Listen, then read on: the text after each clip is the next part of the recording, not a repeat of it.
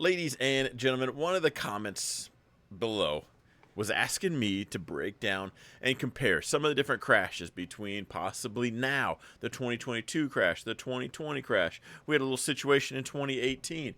And I've been talking about the current crash we're in now since November of last year, or September. I said, hey, this will probably happen. And I say this every time, every time there's a crash. If we crash right now, honestly, this would be 4 for 4. If you've been around, I know you're tired of hearing that. For those of you guys that are new, there's a lot of channels that do a lot of the fear mongering, and I tried not to do that, right? I try to keep the noise out of it. So when I do talk about a crash, I'm dead serious. I'm also taking short plays, like I'm actively playing it. But I will say, I said this crash will likely be like, again, months ahead of time. I think it's going to be more like the 2022 crash, where we just kind of trend our way down. And if you have been following me this last week, I was looking for a dip buy. I was looking to go long, and I'll show you guys here on the charts, because this is actually looking a lot like the Rona crash, if not worse. We're getting there, which is wild because like that was an economy shutting down. Now I called it the Rona crash before it happened. Every one of these crashes I talked about months before the year prior. These are very normal things that happen. A lot of people make a lot of money when the markets crash. Again, there is the real world, and then there's the stock world.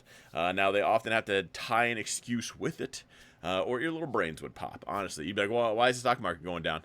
And the real answer is because somebody wanted to make more money than you.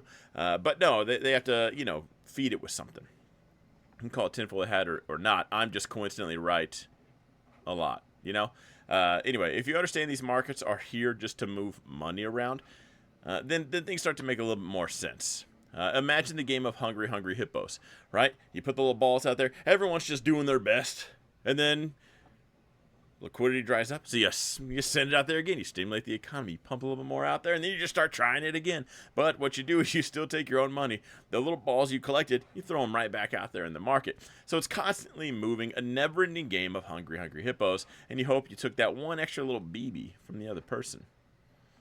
First and foremost, let's talk about, because everyone loves to talk about 2018. People were losing their minds in 2018. At the time, I started YouTube in 2017, so everyone's like, what's going on, Don? Like in 2018, like we had this situation.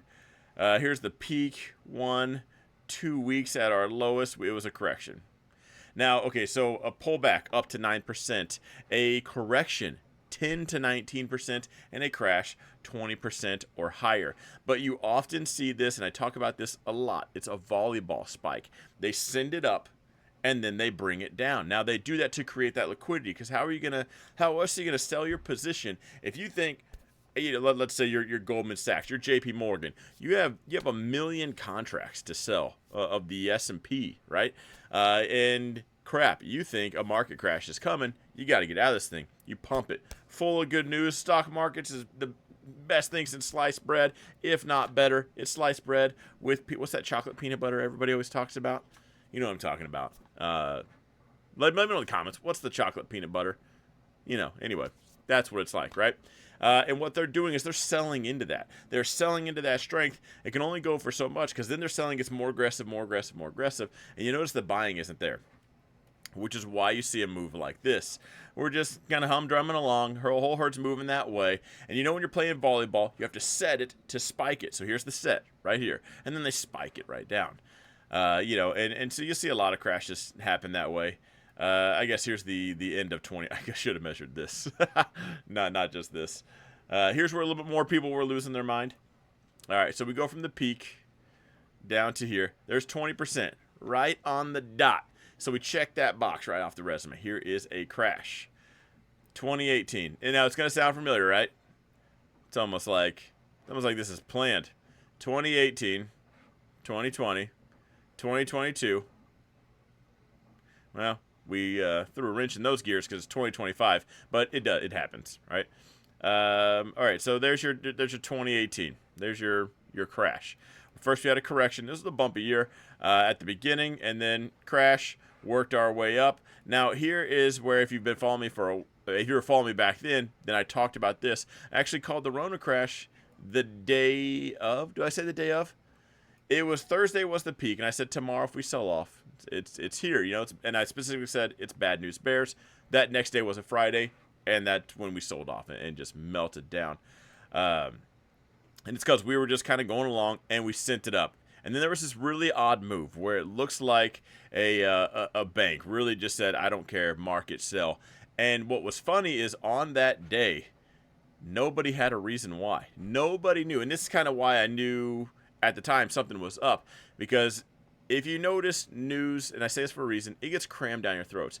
Just think of globally, I mean, just in the United States, in your own state. Think of how many things happen. Just how many things happen. News happens a lot every second. Okay? Why was that news specifically wrapped up, nice little shiny bow, and delivered to your eyeballs? It's because they know what they're doing. They're playing off your emotions.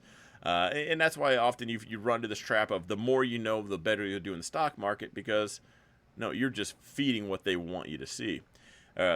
You're seeing what they want you to see. They're feeding you. Just know that you're gobbling it up right out of their hands, okay? Anyway, just that's what was going on. There was absolutely, when I say that's what was going on, there was zero. Stock market had a weird move. It had jumped down. Everyone's looking around like, what happened? There was no reports, no news out, no nothing. Someone hit the market sell button. It's time to get out now. And that was on a Thursday, and that was my cue that they didn't care anymore. There's no like, let's just put out this article, let's go. It was those contracts better be gone. I better see nothing on my desk come 3 p.m. Central Time. So anyway, that's when they ran away with the you better buy toilet paper and masks and wear gloves, and if you don't, which is awkward because if you wear gloves and you touch something, technically that glove's contaminated, and you just touch something else and then something else. Eventually you touch your own door and then you bring it into your own home, like a petri dish of germs that you carried around. That's weird. Anyway, what had happened was the stock market went nuts, right? Sold off. Went absolutely crazy. Now, from the peak right here to the absolute bottom, right there, 35% took 34 days. Now, that was the most wild crash history's ever seen. 34 days to move 35%. Now, that's wild in the stock market. That was unheard of. And this also comes into play when I tell you, like, if you haven't been in the stock market, whether you're an investor or a trader, trying to do a little bit of both, if you haven't been doing it for 5 years, I'm talking 4 years, 11 months, you're still new. I just think by the time you hit that 5-year mark, you've probably seen a couple crashes. You've seen a correction. You've seen a lot of the curveballs. And then you're going to have these one-offs. And so anyway, that was wild. Also why it's awesome to just buy the S&P, because if you bought at the absolute peak of the biggest crash we've ever seen in history, well, you'd still be up a lot more than having your money in a savings account. But just think of that. So 34 days. The crash we've never seen. A lot of times it's like this. Here's the 2022 version. And we'll go from the peak right here to the absolute bottom. Now, that was 280 days. Right, 40 weeks. We went down 27%. Now, if you look at the characteristics of this is an absolute waterfall. And if we look right here, now it's not because I'm out here just counting candles, but you get a little oversold, right? They gap. Now, all the bears are on board, right? They're rock and roll. Short this market, it's going down. It's going down a lot. And every time there's a red candle, it's going to zero. Anytime there's a green candle, obviously all-time highs. Okay, so they gap it down the next week because they just get all the bears in there, send it, and it's just a bear trap. But there's the relief rally, and then we send it back down even further. Here's the rip your face off rally. Do you see the difference in these two? Because I've tried to go over this in the past couple streams. The relief rally, still trending down. Here's the we're going to all-time highs, but just kidding, rip your face off rally. And then we just kind of send it back down. Relief rally, send it back down. Another, just we're going to send it. We're going to mess with everyone's minds. The rip your face off rally, we're blowing past the previous high like that trend is over, but that's only step one. If there's going to be a reversal, we break the previous lower high, right? That's step one. Step two, we make the higher low. I know a lot of people were thinking that was it right there. We blasted right through that again, kind of made that low. But again, knockdown, drag out. And that's what I thought this year was going to be. Kind of just, again, it's going to take all year, jack it around. Traders make a lot of money in this, but if you're investing, you just got to pick what you're accumulating and buy it, because that could have been the bottom, that could have been the bottom, that could have been the bottom, that one. You go buying every one of these dips as a trader, you're going to lose a lot. You go into heavy up here as an investor, you might just puke and sell all your shares down here. So you just got to know what you're accumulating, know your limit. Also know that you're on that for the long ride. You know, it's a completely different ball game. But this year, we've got 34 days and 240 days. Right? So two drastic examples. And it kind of looks like, as of right now, I mean, that last one, so this is a weekly time frame. So we're officially, you know, we're inside of a month of just selling off. But here's like a red week, a really red week. And then we gap this thing down and send it. And yeah, we kind of just, the only thing we did last week was everything I talk about on Sunday. And I talk about this every Sunday. We draw out these lines right here. We got outside the standard deviation, and what happens then? Market makers are on the plane now. It's you and institutions out here, you institutions and market makers, because now it's time to start delta hedging or rein that thing back in so they don't have to do anything. And they took a lazy week last week. Market makers brought it back in. We stay within range of where everyone thought we would be, and that was that. If you had some 0 days, you made a bunch of money. For the small amount of people, most of you guys just lost a bunch of money. So looking at that, I mean, if you look at just the depths of it, I guess, we officially corrected, right? So we hit 10%. So we're at correction mode. I need to do that again. Let's go from here to here. All right, so we're 20 days in, and we're at 10%. So we're kind of at that happy medium, really flirting with the idea of a Rona crash. And I do think that's probably where we'll get the most bears hyped up, you know, really just excited, like, oh, here it comes, you know. And like I showed you previously, we get them excited, gap it down the next week, and then it pumps up. And so maybe we're doing some kind of variation of that. But this is also why I said, if we're going to continue on this path, we are just inching that needle closer and closer to a Rona style crash. So if we don't rally this next week, we don't get some kind of relief in there, people are getting real comfortable selling their positions, whether they're selling to open and go short, right?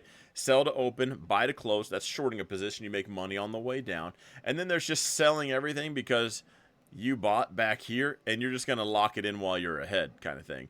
And the more that ticks down, the more you watch your P&L just kind of go down, down, down. More people are like, I don't jack with it. They're not traders. They're not investors. They're not watching every day. But they look at that and they can see their P&L moving. They're like, well, I don't like that. I'll buy in later like I did the last time.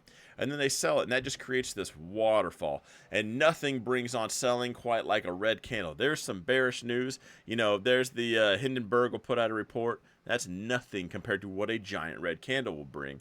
So that's why, I mean, someone asked to compare this. That's kind of what this video was. Just kind of take a look previously at price action. Every one of these crashes had an excuse. There was a leading excuse, and that's it. And that's also why the VIX moves the way it does, because here is the Rona crash. Now, if that same scenario popped back up, it probably wouldn't spike the VIX as much. I mean, really, if we shut the economy down, there's going to be some weird days, but we're not going to see this exact same action, because we've already seen it. It's like the movie The Sixth Sense with Bruce Willis. It was only scary the first time you watched it. Then there was that big reveal at the end.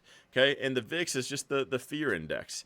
Every one of these will have a different theme, a different excuse, and that's it. And right now, right now tariffs are leading the way. Tariffs are leading the way, and we keep peppering in this recession word, and Trump's not denying it. So if this is just tariffs and we finally get on board with recession, then we're going to start pricing that in, and things could get weird. Things could get weird fast. So that being said, I got to say I'm probably leaning still towards a crash like 2022, where it just takes a little bit longer. But your allocation, your preparation into this market, the what am I buying, how am I buying, what am I accumulating, probably needs to start looking like it might be a 2020 crash. Because the last thing you want to do is like, hey, you know, I'll chip a little bit in here. Next, rip your face off rally, relief rally. Maybe I'll sell some aggressive covered calls. Maybe I might even lock my position, and I might even trail it if you happen to catch the absolute bottom. You might think that, and you might easily just over allocate yourself into something you don't need to be in. And then we just turn and burn. I mean, I'm talking Tom Cruise in an F-14 Tomcat, afterburners and all, full send south. It'd be more like Goose, okay? We're just a flat spin, and you can't handle it. And that's when you'll make a dumb decision. You'll lose money you don't need to. It's just a bad story overall in general.